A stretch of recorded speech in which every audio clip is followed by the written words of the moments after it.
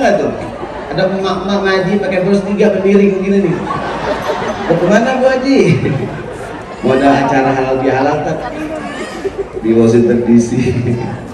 Kok miring? Pakai bros 3 nih tak? Saya nggak dipakai. Pokoknya perubahan itu penting, bergerak itu sehat, betul nggak? Kita kalau di rumah saja bosen, boring, bete, betul nggak? Ini kita kegiatan di luar outdoor, bergerak itu berkah, sehat.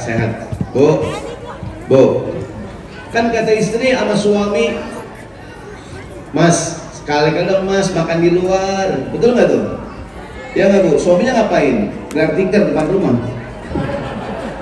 Ngapain Mas? Dia makan di luar. Suaminya kurang pengalaman. Intinya apapun yang bergerak berubah itu baik, dan hari ini kita melaksanakan silaturahim yang kata Nabi dalam sebuah hadis, qala Rasulullah sallallahu alaihi wasallam, man ahabba ayyubsatalahu fi rizqihi wa ayyun sa'alahu fi atharihi falyasil rahimah. Siapa orang yang ingin dilapangkan rezekinya, amin. Saya ulangi, siapa orang yang ingin dilapangkan rezekinya, amin, dan dipanjangkan umurnya, amin, hendaklah melakukan rajin silaturahim. Yang kita lakukan pagi hari ini adalah silaturahim. Dalam hal apapun yang bergerak, yang berubah pasti lebih baik. Tadi kata Nabi, yang pengen umurnya panjang, rezekinya lapang, harus ngapain? Bergerak, berinovasi, betul nggak tuh? Ya kan? Kalau bisa cerita di tanah air, mungkin yang udah lama nggak pulang. Kalau salah, tolong diluruskan Pak Rosan ya. Itu kan termasuk bisnis yang berkembang di Indonesia, bisnis kuliner. Itu kenapa tuh sangat inovasi di Indonesia? Tahu nggak, dulu orang jualan ayam, dulu jualan pisang goreng, pisang rebus. Sekarang di Indonesia pisang apaan? Tahu juga di sini, pisang molen. Pisang apa lagi? Pisang kipas, pisang pasir, ada nggak? Oh, tukang jajan juga di sini ya. Pisang pasir, pisang keju, pisang nugget. Oh, inovasi tuh. Kalau di Jawa Barat dulu ada yang jualan cilok, tuh nggak cilok? Aci dicolok, cireng, aci digoreng. Sekarang apa sekarang? Cilor, aci pakai telur. Cilung, aci digulung. Teknologi aci Parosan berkembang di tanah air. Jadi bisnis yang bertahan, yang berinovasi. Al-harokah barokah, bergerak itu berkah, berubah itu baik. Dulu saya mendukung Inter Milan Parosan, Bapak. Cuma sekarang saya dukung Liverpool. Kapan-kapan dukung Inter Milan lagi, Bapak. Baik, kita sambung. Ini yang pertama. Yang pertama, kita mendapat pahala silaturahim. Apa saja yang bergerak pasti lebih baik. Dengan al-harokah barokah, bergerak itu berkah, berubah itu baik. Kita kalau sholat di rumah sendirian berapa pahalanya? 1. Berangkat ke Imam Center, sholat berjamaah berapa pahalanya? 27 derajat. Bayangkan tuh, bergerak itu berkah. Sholat sendirian 1, bergerak ke masjid berapa berjamaah? 27. Bahkan kata Nabi Muhammad, kita berjalan ke masjid, langkah yang pertama menghapuskan dosa kita. Langkah yang kedua, Allah mengangkat derajat kita. Ada sahabat Nabi, Anas bin Malik, diriwayatkan beliau kalau berjalan ke masjid, langkahnya pendek-pendek. Ya Anas, kenapa pendek-pendek? Agar semakin banyak langkahku menuju masjid. Boleh bapak-bapak mungkin wah udah azan nih, berangkat ke Imam Center, jalan pelan-pelan gitu, tik gitu kan. Johor, harusnya udah azan ya. Lambat. Ini yang pertama. Jadi insya Allah ada kegiatan dimanapun, di Imam Center, di KBRI, di beragam komunitas, ya enggak, kita semangat untuk hadir. Saya ulangi, al-harokah barokah, bergerak itu berkah, berubah itu baik. Apapun yang bergerak pasti lebih baik. Nih saya nih Pak Ustadz, dulu sekarang nih kalau ceramah begini pakai peci, betul nggak? Nih ceramah nih pakai peci begini nih. Ntar sholat zuhur angkat dikit buat sujud, ya Pak Asrul ya. Kalau gini nih lagi punya undangan cancel gara-gara COVID. 2 tahun terlewat. Jadi, ya kan, ini Pak Asrul beliau pengalaman dalam politik bergerak ya Pak. Siapapun tokoh politik yang rajin bergerak banyak mendapatkan dukungan. Yang diam saja kalah dia. Al-harakah barakah, bergerak itu berkah, berubah itu baik dalam dunia apapun. Baik, hari ini kita akan berbicara tentang pentingnya kita menjaga persatuan dan kesatuan kita. Insya Allah membuat komunitas Indonesia di Amerika Serikat semakin kuat. Saudaraku sekalian yang dirahmati Allah Subhanahu wa taala, Pak Dubes yang kita hormati, persatuan merupakan hal yang sangat penting dalam Islam. Al-istiqrar, stabilitas merupakan hal yang sangat diutamakan dalam Islam. Nabi Ibrahim alaihissalam ketika membangun Ka'bah beliau berdoa. Apa doa Nabi Ibrahim alaihissalam ketika membangun Ka'bah? Di antaranya Nabi yang paling banyak diabadikan doanya di Quran adalah Nabi Ibrahim. Di antara doa Nabi Ibrahim adalah doa yang berbunyi sebagai berikut. Rabbi ja'al hadzal balada aminan, Rabbi ja'al hadza baladan aminan warzuq ahlahu minats tsamarat. Ya Allah ya Tuhan kami, kata Nabi Ibrahim alaihissalam, jadikanlah negeri ini yang dua yang diminta oleh beliau. Yang pertama yang diminta, Rabbi ja'al hadza baladan aminan, jadikan kota Mekah sebagai negeri yang aman. Yang pertama yang beliau minta keamanan, stabilitas. Yang kedua yang diminta warzuq ahlahu minats tsamarat, dan berikanlah kepada penduduknya kesejahteraan ekonomi dari segala macam jenis buah-buahan. Ini dua yang diminta Ibrahim alaihissalam. Yang pertama stabilitas, keamanan. Yang kedua kesejahteraan secara ekonomi. Walaupun mungkin orang berdebat pada yang duluan, namun berdasarkan doa ini yang pertama harus diwujudkan adalah persatuan, kesatuan, stabilitas. Tidak mungkin kita membangun kalau tidak ada stabilitas. Tidak mungkin orang berbisnis kecuali ada stabilitas. Sama dengan di rumah tangga. Bu, rumah tangga ada nggak ujiannya? Kalau rumah tangga lagi makmur, rumah tangga tenang, ya nggak? Saat ada ujian ekonomi, berubah nggak nih? Berubah. Walaupun ada yang bilang begini, ini bukan di Amerika, bukan di tempat lain lah.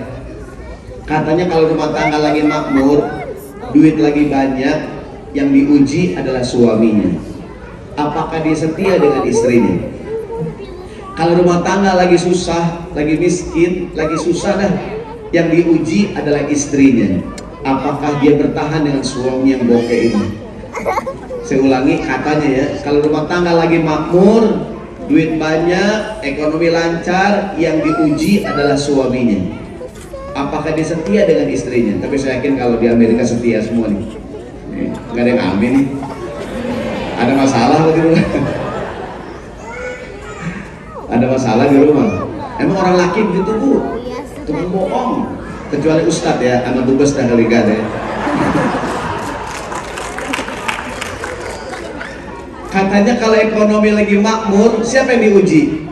Suaminya. Orang laki tuh kalau yang megang duit, bawaannya ganteng aja udah. Stabilitas hal yang sangat penting. Nabi Ibrahim alaihissalam yang pertama dia minta apa tuh? Jadikanlah negeri ini negeri yang aman. Itu juga yang kita minta buat negara kita. Amin. Di Amerika Serikat, di Indonesia, yang pertama yang harus kita wujudkan apa nih? Stabilitas, persatuan. Dan Islam sebagai sebuah agama sangat mengajarkan hal. Nabi kita Muhammad contohnya Shallallahu Alaihi Wasallam, ketika Nabi Muhammad hijrah dari Mekah ke Madinah, ada 3 pekerjaan besar yang Nabi lakukan sampai di kota Madinah. Yang pertama, apakah yang Nabi lakukan? Membangun masjid. Betul nggak tuh? Kenapa membangun masjid? Masjid tempat umat Islam bersatu. Mungkin di mana-mana kita nggak akur, di masjid kita akur. Amin. Jangan sampai di mana-mana orang akur, di masjid masih berantem. Ada nggak tuh? Ada nggak pengurus masjid yang nggak akur? Pasti bukan imam center. Imam center Pak Arif nggak ada masalah. Aman. Kenapa membangun masjid? Masjid tempat kita bersatu. Di mana-mana orang nggak akur, di masjid orang akur, gitu tuh. Yang pertama kali Nabi bangun adalah masjid. Yang kedua, apakah yang Nabi bangun, yang Nabi lakukan? Dari 3 pekerjaan yang kedua, at-ta'akhi bainal muhajirin wal ansor, mempersaudarakan antara pendatang dengan pribumi. Muhajirin pendatang, orang ansor pribumi. Yang kalau tidak sejak awal disatukan, mungkin akan muncul konflik di belakangan hari. Sejak awal sampai di kota Madinah, Nabi Muhammad mempersaudarakan muhajirin dengan ansor, pendatang dengan pribumi, mewujudkan stabilitas internal di kalangan umat Islam. Yang ketiga, setelah membangun masjid, mempersaudarakan muhajirin dan ansor. Apakah yang ketiga yang Nabi lakukan? Membuat piagam Madinah yang isinya adalah kesepakatan damai. Semua orang yang tinggal di kota Madinah, yang muslim, yang non-muslim, apapun keyakinannya, apapun kepercayaan, apapun sukunya, disatukan Nabi dalam sebuah piagam, namanya piagam Madinah. Jadi mau dia muslim, mau Yahudi, mau Nasrani, mau Majusi, apapun keyakinannya, selama tinggal di kota Madinah, diikat dalam perjanjian damai, piagam Madinah namanya. Jadi saya ulangi, bahwa persatuan merupakan hal yang sangat penting. Kemarin bulan Ramadan, saya cerita ibu-ibu, bulan puasa siapa yang paling repot tuh di rumah? Ibu-ibu nyiapin, siapa yang nyiapin sahur? Ibu-ibu nyiapin buka puasa, kita orang laki tinggal makan doang, betul nggak tuh?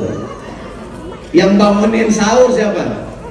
Ibu-ibu lagi buka bikin sahur, lagi sahur mikirin buka. Lagi buka nih, ntar sahur apaan? Ya nggak tuh? Nanya keluarganya. Lagi sahur, ntar buka apaan? Ya nggak bu? Nanya terus. Kita usul begini usul banyak makanan. Yang keluar telur lagi. Yang paling gampang. Siapa yang bangunin sahur Ramadan kemarin? Ibu-ibu. Ya nggak bu? Saya tanya di sini. Siapa yang punya suami bangun subuhnya susah? Saya ajar dulu cara paling gampang membangunkan suami subuh-subuh. Gini caranya bu, lampu nih matiin semua, gelap gulita. Iya. Terus kagetin suaminya, manrok buka. Kalau suaminya kaget, astagfirullahaladzim, mati gua nih. Gelombang masih hidup. Gitu tuh, ya kan? Jadi saya ulangi, kenapa Nabi Muhammad membangun masjid, mempersaudarakan muhajirin dengan ansor? Adalah persatuan, stabilitas. Berdakwah 13 tahun di kota Mekah, Nabi Muhammad oleh Quraisy di Mekah. Disakitin nggak Nabi? Disakitin. 13 tahun Nabi berdakwah, disakiti Nabi, diintimidasi, dilempari kotoran unta, pernah Nabi dicekik sampai lehernya merah Nabi Shallallahu Alaihi Wasallam. Para sahabat mendapatkan ujian yang luar biasa. 13 tahun di Mekah, berat Nabi sampai hijrah ke kota Madinah. Betul nggak tuh? Hijrah ke kota Madinah, singkat cerita, tahun ke-7 peristiwa penaklukan kota Mekah tanpa perlawanan, dengan damai. Ketika ditaklukkan kota Mekah, semua orang Mekah yang menyakiti Nabi dikumpulkan di lapangan. Betul nggak? Ketakutan mereka. Wah, Muhammad dendam sama kita nih. 13 tahun dakwah di Mekah, Nabi disakiti. Singkat cerita, dikumpulkan di lapangan. Nabi Muhammad bertanya kepada semua yang hadir, orang yang menyakiti Nabi. Nabi tanya, ma tazunnuna anni fa'ilun bikum? Menurut kalian semua yang selama ini bertahun-tahun menyakiti saya, apakah yang akan aku lakukan terhadap kalian? Mereka merayu-rayu Nabi, ya Muhammad, akhun karim wa ibnu akhin karim, engkau orang yang mulia Muhammad, keturunan yang mulia. Mereka merayu-rayu Nabi, takut Nabi balas dendam. Diabadikan dalam sejarah, apakah yang diucapkan Nabi Muhammad Shallallahu Alaihi Wasallam? Beliau berkata, kata Nabi, idhabu fa'antumut tulaqo, bubarlah kalian semua kalian aku maafkan. Kalau kita tanya, mengapa dengan mudahnya Nabi Muhammad memaafkan saudaranya? Kalau bicara sakit hati, sakitnya bu? Kalau bicara kecewa nggak Nabi? Kenapa beliau dengan gampang memaafkan orang-orang Mekah? Ada hal lain yang difikirkan. Apakah itu? Stabilitas, persatuan. Nabi Yusuf alaihissalam, tahu nggak Nabi Yusuf? Banyak ibu-ibu kalau lagi hamil baca surat Yusuf ya bu, supaya anaknya cakep kayak Nabi Yusuf, minimal akhlaknya dah. Kalau wajah ngikutin bapaknya kan, bapaknya pas-pasan, anaknya gantengnya anak siapa ya kan, dan curiga, iya kan? Singkat cerita, Nabi Yusuf kan dalam Al-Quran diabadikan saudaranya Nabi Yusuf hasad dengan dengki, iri hati. Nabi Yusuf, mereka rapat, diputuskan kita harus lenyapkan Yusuf yang masih kecil waktu itu. Masih kecil, Nabi Yusuf dibuang ke dalam sumur, betul nggak tuh? Dibuka bajunya, dikasih darah hewan, dimasukkan ke dalam sumur. Saudaranya pulang ke rumah, bilang kepada ayahnya, Yusuf dimakan binatang buas, ya kan? Yusuf makan binatang buas. Tebak-tebakan sebelum kita lanjut ceritanya. Binatang apa yang pinter dagang? Apa jawabannya, Bu? Yang pinter dagang? Kuda. Kok kuda? Kuda kalau jalan ketoprak, ya kan? Ingat? Ada nggak kuda kalau jalan? Somai nggak ada. Kuda tuh tebak-tebakan. Susu apa yang paling mahal? Susu kuda liar. Kok mahal? Susah modal. Dia liar lariannya nggak tuh? Susah ngurusnya tuh. Oke, mahal. Baik, ada hubungannya. Nabi Yusuf dibuang ke sumur, dibuka tuh bajunya, dikasih darah hewan. Pulang ke rumah Yusuf makan binatang buas. Padahal kemana Nabi Yusuf? Dibuang ke sumur. Jahat banget saudaranya. Singkat cerita, Allah kasih pertolongan, datang rombongan pedagang, betul nggak nih? Ketemu sumur, ya kan? Wah, ini yang ditimba kan? Begitu ditimba, ada anak kecil nyangkut. Siapa yang nyangkut nih? Nabi Yusuf alaihissalam, ya kan? Diangkat kan cakep Nabi Yusuf, ya nggak, Bu? Ya kan? Untung Nabi Yusuf ganteng. Kalau wakwau dilepas lagi, itu nggak wakwau. Kalau diangkat, wakwau. Ceburin. Diangkat Nabi Yusuf tuh, ya kan? Oleh pedagang dibawa kemana? Dibawa ke Mesir. Jadi budak Nabi Yusuf. Dibeli oleh sepasang pejabat, Zulekha dan suaminya. Betul nggak tuh? Singkat cerita, Nabi Yusuf dewasa, remaja, ganteng, cakep Nabi Yusuf. Digoda oleh Zulekha. Betul nggak tuh? Ya kan?